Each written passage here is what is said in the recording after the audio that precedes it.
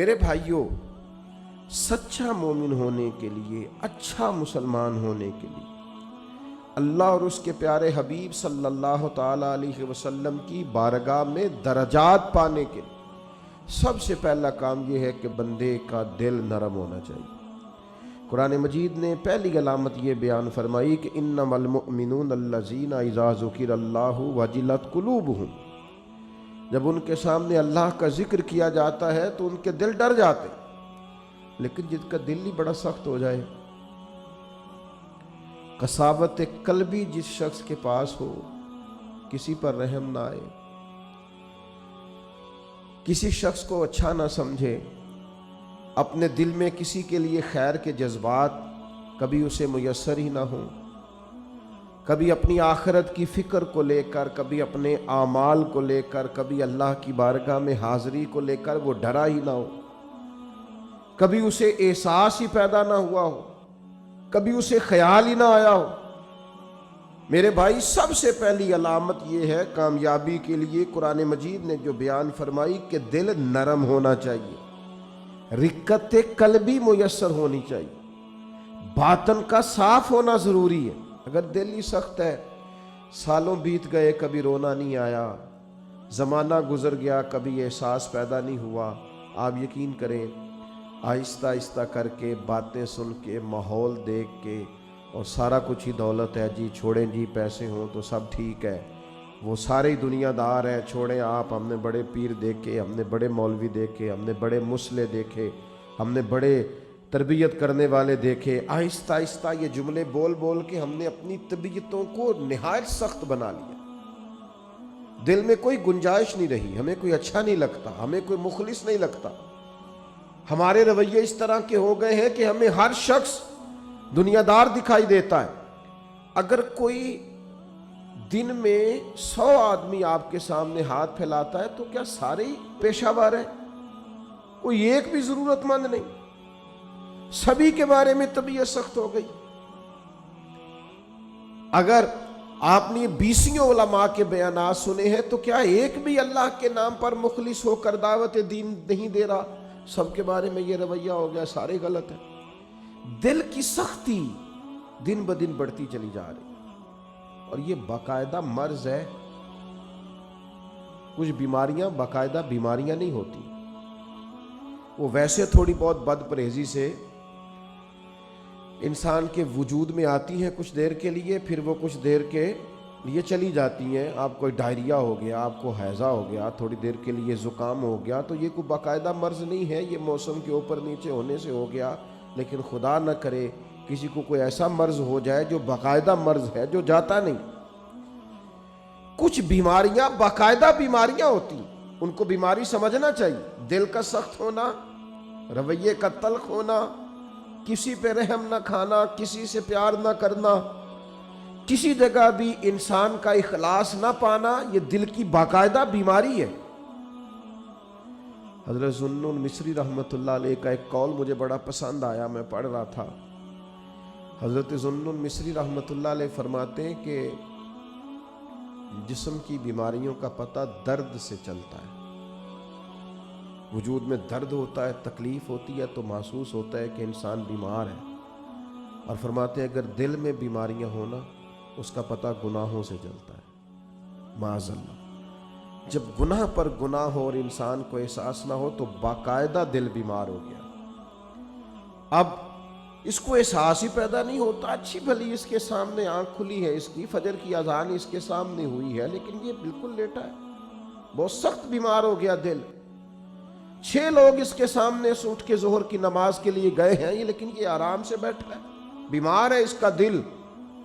اس کے سامنے رو کے کسی نے اپنی ببتا سنائی ہے کہ مجبور ہوں، تکلیف میں ہوں، تنگ دست ہوں، لیکن اس کی بھری ہوئی تجوری ہے۔ اس نے کہا میرے پاس روز بڑے ہی لوگ آتے ہیں، مجھے پتہ ہے کتنے ضرورت مند ہیں، تو دل سخت ہو گیا۔ یہ بیماری ہے۔ اقبال کہتے ہیں دل بیدار پیدا کر کہ دل خوابیدہ ہے جب تک، نہ تیری ضرب ہے کاری نہ میری ضرب ہے کاری۔ اور ایک درویش نے کہا تھا زندگی زندہ دلی کا نام ہے، مردہ دل کیا خاک جیا کرتے ہیں؟ جن کے دل مردہ ہو گئے وہ کیسے جئیں؟ اندر ان کا بالکل مر گیا، باطن مردہ ہے، کسی چیز کا کوئی اثر نہیں، نہ کسی کلام کا، نہ کسی نعت کا، نہ کسی واز کا، نہ کسی تقریر کا، نہ کسی کے رونے کا، نہ کسی کے تڑپنے کا، کسی چیز کا کوئی اثر نہیں. تو معنی یہ ہے کہ باطن اجڑ گیا اندر بھی. اور یہ کیسے بیماری ہوتی ہے؟ سنیں، ایک تو زیادہ ہنسنے سے دل مردہ ہو جاتا ہے، زیادہ باتیں کرنے سے اور بیکار باتیں کرنے سے دل مردہ ہو جاتا ہے. صوفیاء نے لکھا ہے جن لوگوں کے مزاج میں تنقید ہوتی ہے ان کا دل مردہ ہو جاتا ہے. طبیعت ہی ہر وقت نقص تلاش کرتی ہے، مردہ ہو جاتے ہیں. اور ایک بڑی سخت بات ہمارے بزرگوں نے لکھی ہے، فرماتے ہیں جو دین کے نام کو لیں، دین کے کام کا دعویٰ کریں پر اس سے دنیا اکٹھی کریں، ان کا دل مردہ ہو جاتا ہے، باطن اجڑ جاتا ہے پورے طور پر. یاد رکھیے گا اور سمجھ لیجئے گا کہ دل کی سختی ایک باقاعدہ مرض ہے، اور صحابہ کرام علیہم رضوان اس مرض کے علاج کے لیے حضور کی بارگاہ میں باقاعدہ حاضری دیتے تھے. ایک شخص نے عرض کی، یا رسول اللہ دل بڑا سخت ہو گیا، کریم کرم فرمائیں، مہربانی کریں. اللہ کے حبیب علیہ الصلوۃ والسلام نے فرمایا تو اس طرح کر، کوئی یتیم ملے نا جس کے سر سے باپ کا سایہ اٹھ گیا، جس نے گویا اپنا بچپن بغیر والد کے گزارنا شروع کیا ہو، اس یتیم کے سر پہ تو ہاتھ پھیرا کر، اللہ تعالیٰ تیرے دل کو نرمی عطا کرے گا. یہ پہلا نسخہ حضور نے ایک شخص کو دیا. آج بھی اس نسخے پہ عمل کریں، کبھی یتیموں سے ملیں. ہمارے ادارے میں نا کچھ بچے ایسے ہیں جن کے والد نہیں ہیں. ان میں سے سارے لوگ غریب نہیں ہیں، چند بہت غریب بھی ہیں، اور کچھ بچے ایسے ہیں جو گھر میں گنجائش رکھتے ہیں. لیکن آپ یقین کریں کہ وہ جن کے والد سر سے چلے گئے ہیں، اگرچہ دولت بھی ڈھیر ساری گھر میں ہے، گنجائش ہے، لیکن باپ کا چلے جانا ایک باقاعدہ مسئلہ ہے، ایک باقاعدہ کمی ہے زندگی کی. میرے بچے جوان ہو گئے ہیں، میرے بچوں کے قد مجھ سے کچھ بڑھنے لگے ہیں، لیکن 25-26 سال کا زمانہ بیت گیا ہے ابا جی کو دنیا سے گئے ہوئے. ابھی بھی کسی کو اپنے بیٹے کو گلے لگاتے ہوئے دیکھتا ہوں تو رو پڑتا ہوں. وہ درد ہے کہ وہ جاتا ہی نہیں، وہ کسک ہے کہ وہ ختم ہی نہیں ہوتی، وہ کمی ہے کہ وہ پورا ہونے کا نام ہی نہیں لیتی. اور کبھی کبھی یاد کرتا ہوں والدین کو تو اقبال کا لہجہ مستعار لے کے کہتا ہوں کہ میں تیری خدمت کے قابل جب ہوا تو چل بسی. وہ کہتے ہیں نا ابھی تو ٹائم آیا تھا کچھ دیکھنے کا، اور یہ کہ کچھ دیکھا نہیں. تو یتیم کے سر پر ہاتھ پھیرنے سے دل نرم ہوتا ہے، ان پر شفقت بڑھا دی جائے. کسی کو موقع میسر آئے تو ان سے پیار بڑھا دیا جائے، اس سے دل نرم ہوتا ہے. دوسرا، ایک شخص نے عرض کی، یا رسول اللہ صلی اللہ تعالی علیہ وسلم دل سخت ہو گیا ہے. تو اللہ کے حبیب علیہ السلام نے اسے علاج بتایا، فرمایا موت کو کثرت سے یاد کیا کر، دل نرم ہو جائے گا. 1 منٹ کے لیے سوچا کر کہ مسجد میں اعلان ہوگا کہ تیرا انتقال ہو گیا. 1 منٹ کے لیے سوچیں کہ وقت آ گیا جانے کا، آ گئے لوگ، جمع ہو گئے، تیاری ہو گئی. اور پھر یہ کہ کونوں میں اور نکروں میں کھڑے ہو کے مشورے ہونے لگے کہ جنازے کا ٹائم کیا رکھنا ہے. اور پھر یہ کہ تصور میں اس بات کو لانا کہ سبھی موجود تھے اور سب کے سامنے قبر بنائی گئی اور قبر میں رکھا گیا اور قبر کو بند کیا گیا. یہ وہ تصور ہے جو دل کو نرم کرتا ہے. یعنی وہ اورنگزیب عالمگیر نے دنیا سے جاتے ہوئے کہا تھا کہ میرے دونوں ہاتھ کفن سے باہر نکالنا، لوگوں کو پتا چلے اتنا بڑا فرما روا دنیا سے جا رہا ہے اور خالی ہاتھ جا رہا ہے، کچھ لے کر کے ساتھ نہیں جانا، کچھ بھی. یہ تصور جب انسان پکا کرتا ہے نا کہ میں نے جانا ہے، دل نرم ہو جاتا ہے. لیکن یہاں جانے کا ارادہ کس کا ہے؟ کوئی پروگرام نہیں۔ جن کی عمریں بہت بڑی بھی ہو گئی ہیں وہ بھی بیماریوں کو سندیسے تو نہیں سمجھتے، وہ بھی کہتے ہیں بس وہ فلاں بد پرہیزی سے مسئلہ ہو گیا۔ یہ تو سندیسے ہیں، یہ تو پیغامات ہیں، یہ تو لوٹ جانے کے بہانے۔ جاگنا ہے جاگ لے افلاک کے سائے تلے، پھر حشر تک سوتا رہے گا خاک کے سائے تلے۔ مرنا ہے، چھوڑنی ہے دنیا، جانا ہے، کسی وقت بھی پیغام اجل آئے گا۔ اور جن کو مر جانا ہو وہ اس طرح نہیں جیا کرتے، وہ مرنے کے بعد کے لیے بھی کچھ تیاری کر کے رکھتے۔ کتنی لمبی زندگی، مثلاً کتنی، آج تو جو 100 سال کا ہو جائے وہ لوگوں کو عجیب لگتا ہے، کہتے ہیں جی ماشاءاللہ 100 سال عمر۔ اچھا جی واقعی، یہ تو بڑی بریکنگ نیوز بن جاتی ہے۔ کتنا کچھ جینا، موت کا تذکرہ دل نرم کرتا ہے۔ تیسری بات، نبی کریم صلی اللہ تعالیٰ علیہ وسلم سے عرض کیا گیا حضور دل سخت ہو گیا ہے، تو اللہ کے محبوب علیہ السلام نے فرمایا قرآن مجید کی تلاوت کیا کریں، اللہ دل کو نرمی عطا کر دے۔ یہ قرآن مجید نا یہ شفا ہے، وَنُنَزِّلُ مِنَ الْقُرْآنِ مَا هُوَ شِفَاءٌ وَرَحْمَةٌ لِّلْمُؤْمِنِينَ۔ یہ قرآن مجید شفا ہے مومنوں کے لیے، اور ایک مقام پہ فرمایا شفاء لِمَا فِي الصُّدُورِ، یہ دلوں کے لیے شفا۔ آپ جب قرآن مجید پڑھیں گے، تلاوت کریں گے تو دل پاک ہوگا، صاف ہوگا۔ آج میں بڑے شوق سے کلام سنتا ہوں بزرگوں کا، آپ بھی سنتے ہیں، میاں صاحب کے کلام کا کیوں اثر ہوتا ہے دل پر، کیوں لوگ رونے لگتے ہیں؟ مختلف بزرگوں کی نعتیں سن کر کیوں دل پہ اثر ہوتا ہے، لوگ رونے لگتے ہیں؟ اس لیے کہ ان کے مفاہیم کا ہمیں پتہ ہے۔ قرآن مجید کی تلاوت سن کر کے دل پر اثر کیوں نہیں ہوتا؟ اس لیے کہ ہم نے ترجمے سے سیکھا ہی نہیں۔ اگر کبھی ہمیں اس کے مفہوم کا پتہ چلے تو ہمیں ڈھیر سارا رونا ہے، ہمارا دل صاف ہو جائے، بہت ساری جگہوں پہ چوٹ لگے۔ تو نبی پاک علیہ السلام نے ایک حال دل کی سختی کا قرآن مجید کی تلاوت کو بتایا۔ ایک مقام پہ نبی پاک علیہ السلام نے خود ارشاد فرمایا ہر چیز کو زنگ لگ جاتا ہے، جیسے لوہے کو زنگ لگ جاتا ہے، فرمایا اسی طرح دلوں کو بھی زنگ لگ جاتا ہے۔ دل بھی زنگ آلود ہو جاتے ہیں، دلوں کو زنگ لگ جاتا ہے۔ اور زنگ، یہ غور کریں، یہ دل کا زنگ نا تھوڑا غور کریں تو پتہ ویسے چل جاتا ہے لگا ہوا ہے آج کل کے نہیں۔ کوئی چیز باہر پڑی رہے نا تو وہ اس کو زنگ لگ جاتا ہے، کہتے ہیں یہ بارش میں پڑی رہی، دیکھا نہیں، زنگ آلود۔ یہ دل بھی ایسے ہی پڑا رہے نا، کبھی ذکر نہ کرے، کبھی درود و سلام نہ پڑھے، کبھی تلاوت قرآن مجید نہ کرے، کبھی رات کو اٹھ کے روئے نہ، تو اس کو بھی زنگ لگ جاتا ہے۔ تو حضور نے فرمایا ہر چیز کا زنگ اتارنے کا آلہ ہوتا ہے۔ کیا کہتے ہیں؟ ہمارے لوہے کو زنگ لگ جائے تو کس چیز سے اتارتے ہیں؟ ریگ مارتے ہیں۔ حضور نے فرمایا ہر چیز کا زنگ اتارنے کا آلہ ہوتا ہے، جب دل کو زنگ لگ جائے تو اللہ کا ذکر کرو، دلوں کا زنگ اتر جائے گا۔ اللہ کی یاد کرو، تسبیح پڑھو، اللہ کی حمد کرو، اللہ کی تکبیر بیان کرو۔ یہ جو صوفیاء ذکر کراتے تھے نا، بار بار ضربیں لگتی تھی تو اس سے دل کا زنگ ہی تو اترتا تھا۔ اور ایک بات تمام صوفیاء نے لکھی ہے، وہ کہتے ہیں صحبت صالح سے بھی زنگ اترتا ہے۔ اچھے لوگوں کے پاس بیٹھیں تو دلوں کا زنگ اترتا ہے، اور برے لوگوں کے پاس بیٹھیں تو دلوں پہ زنگ چڑھتا ہے۔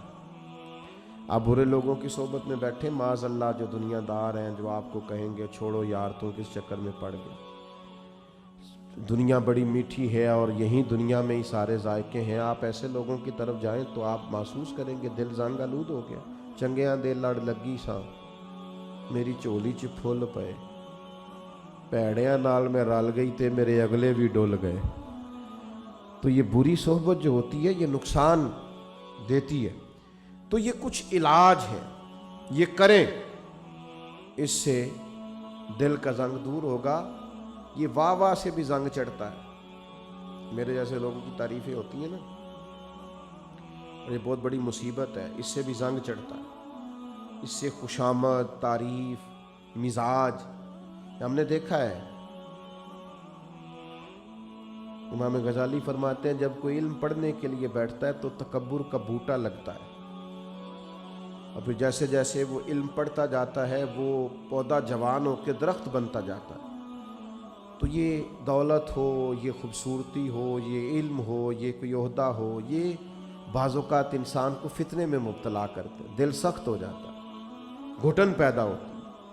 دولت، ثروت، اقتدار، یہ چیزیں کساوت قلبی کا سبب بنتی، اور دل کی نرمی کیسے ہوگی؟ قرآن پڑھا جائے، اللہ کا ذکر کیا جائے، موت کو یاد کیا جائے، یتیم کے سر پہ ہاتھ پھیرا جائے، اچھوں کی سنگت اختیار کی جائے، تو دل کا زنگ اتر جاتا ہے۔ دوسرے نمبر پر ارشاد فرمایا کہ جب قرآن مجید کی آیتیں پڑھی جائیں تو ایمان ترقی پاتا ہے۔ قرآن مجید کو سیکھنا شروع کریں، قرآن مجید کو پڑھنا شروع کریں، قرآن مجید کے ساتھ اپنے تعلق کو مضبوط کریں۔ ہم جس ملک میں رہتے ہیں نا، یہاں ہر چیز کو مشکوک بنا دینا کچھ لوگوں کا مزاج بن گیا ہے۔